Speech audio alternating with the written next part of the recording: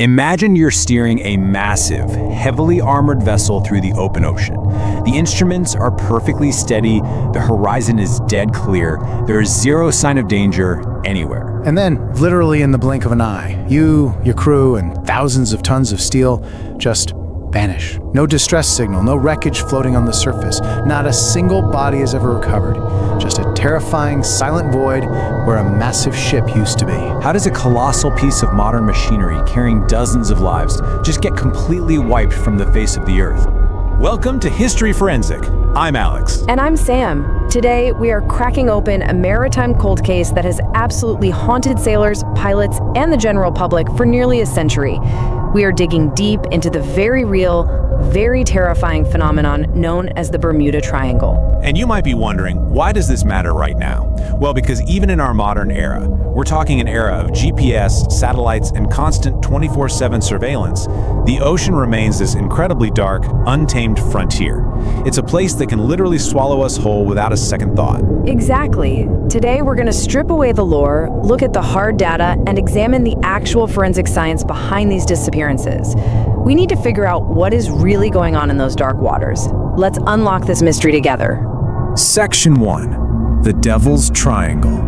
The foundation of an ocean legend. So, let's carefully set the scene here.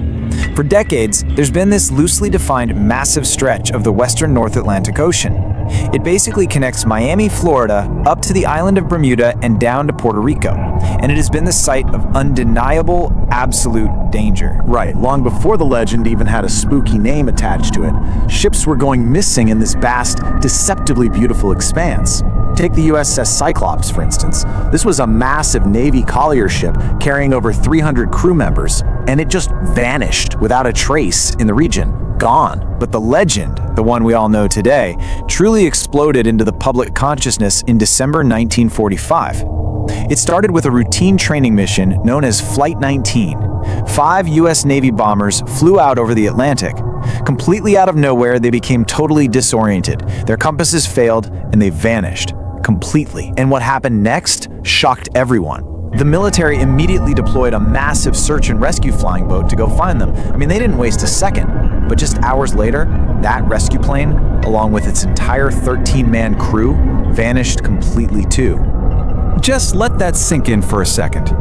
Five heavily equipped military bombers on a crystal clear day, just gone. The military panicked. They combed through hundreds of thousands of square miles of ocean. We're talking one of the largest searches in history.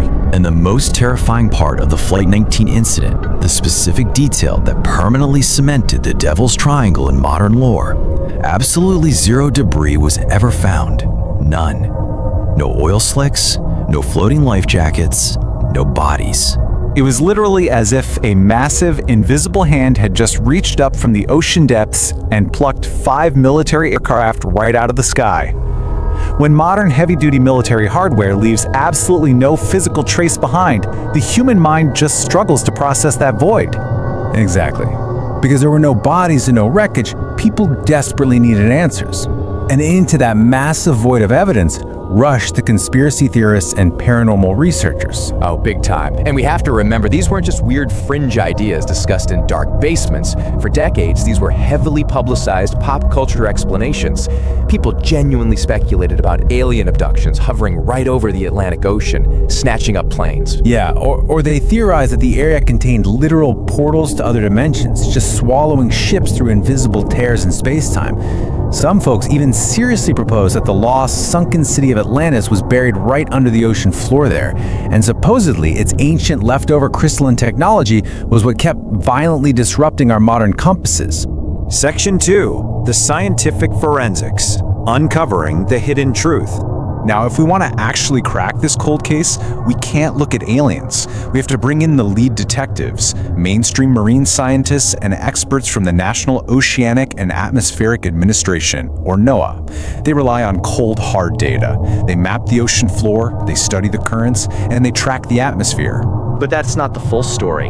The entire overarching myth of the Bermuda Triangle relies heavily on one specific idea, that an unusually high number of vessels disappear in this one triangle compared to the rest of the world. Right, and here's what most people never hear about.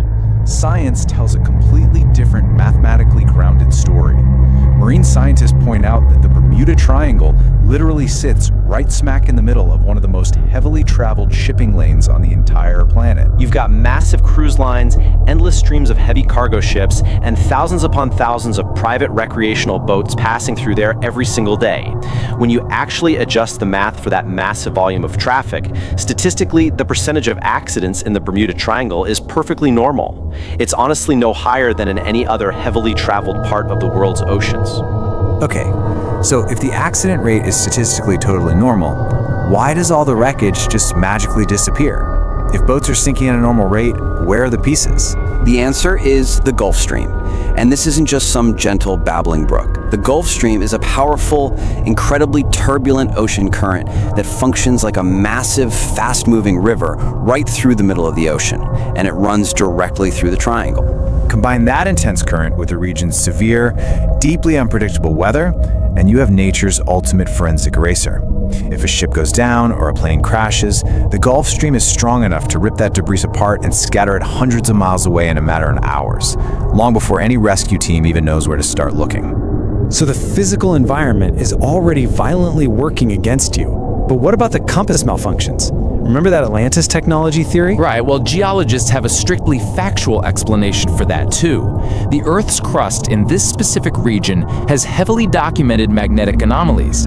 The magnetic field here is uniquely chaotic. Which means a pilot or a sailor relying on a traditional magnetic compass can genuinely become completely disoriented. The instruments really do fail. They spin wildly. But it's not ancient technology from some lost city. It is a very real, very dangerous, naturally occurring geological disruption. And it has led countless navigators right off their intended course and straight into hazardous waters. So we've talked about the massive traffic, the violent weather, the fast currents, and the chaotic magnets. But there is one more scientific theory that completely flips this entire mystery on its head. And this is where it gets really dark. What if the greatest danger wasn't coming from the sky or the surface storms? What if the ocean itself is actively pulling them down from below? Marine geologists have uncovered a mechanism so terrifying and so instant, it literally sounds like a piece of science fiction. But it is entirely grounded in the violent, hidden chemistry of our Earth. This mechanism is terrifying, it's instant, and it unfolds in 3 distinct, fatal steps. Deep beneath the ocean floor, there are massive pockets of trapped methane gas. Step 1. Seismic activity or sudden shifts in pressure can cause these massive methane gas blowouts to violently erupt upwards from the seafloor. Step 2. As millions of tiny gas bubbles rush toward the surface, they drastically reduce the density of the ocean water. The water essentially turns into a frothing, bubbling mix of water and gas. Which leads us to step 3, the fatal blow. Ships are mathematically designed to float on standard density water.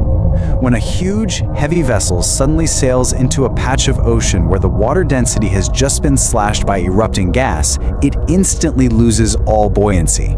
It's like a trapdoor opening up underneath a skyscraper. It doesn't slowly take on water like a normal leak. It literally falls through the ocean surface and sinks instantly like a rock. There's no time to send a distress call, there's no time to deploy lifeboats, just instant, total disappearance. Section 3. An enduring modern myth. Reconciling science and lore.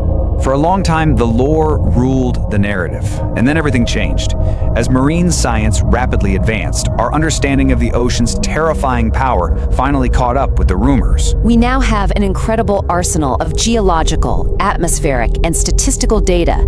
We can map the Gulf Stream in real time. We can track those chaotic magnetic anomalies.